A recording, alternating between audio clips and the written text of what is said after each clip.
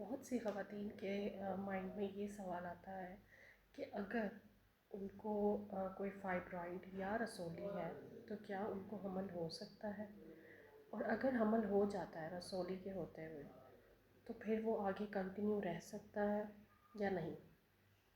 इस बारे में आज मैं आपको डिटेल बताऊंगी और उसके बाद हम एक ऐसे पेशेंट का स्कैन भी करेंगे। तो बेसिकली कोई भी पेशेंट हो, फीमेल, जब उनको फाइब्रॉइड होता है तो वो मल्टीपल स्कैन करा चुकी होती हैं, तो उसमें वो मेडिकेशन भी ले चुकी होती हैं। और काफ़ी सारी पेशेंट्स ऐसे हैं जो फाइब्रॉइड्स को इग्नोर करती हैं और मेडिकेशन भी नहीं लेती, क्योंकि समटाइम्स ऐसा होता है कि उनको इंसिडेंटली जो है वो डायग्नोस हो जाता है, एज सच उनको सिम्टम्स नहीं होती। बट ये है कि अगर कुछ कुछ सिम्टम्स भी हैं लाइक ब्लीडिंग और पेन और सिवियर पेन है, और तो वो जाती हैं, मल्टीपल स्कैन कराती हैं, मेडिसिन्स लेती हैं, तो फाइब्रॉइड श्रिंक भी हो जाते हैं।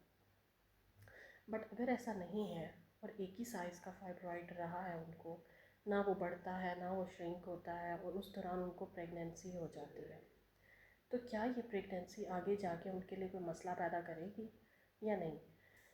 तो बेसिकली होता ये है कि जब आपको एक सर्टेन साइज़ की जो फाइब्रॉइड है और उसके साथ आपको प्रेगनेंसी हो गई है, तो आप स्कैन के लिए जा रहे हैं, चाहे वो आपकी अर्ली प्रेगनेंसी है, आपने उसका साइज़ जो है वो नोट कर लेना है।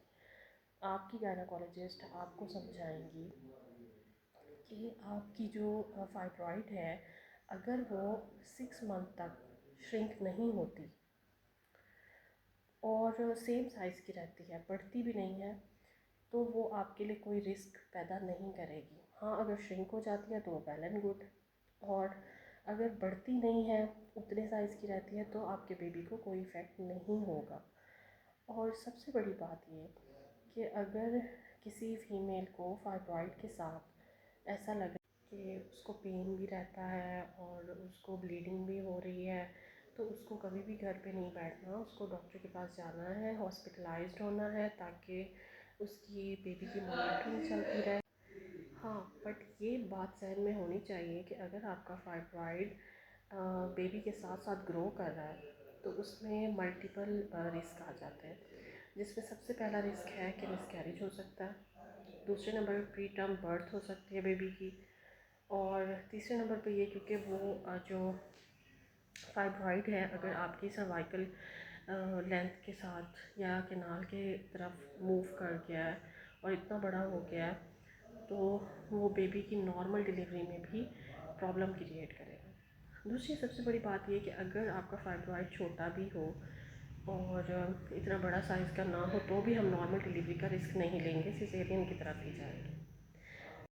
अस्सलाम वालेकुम। तो आज मैं आपको दिखाती हूँ कि ये एक पेशेंट हमारे पास आई थी।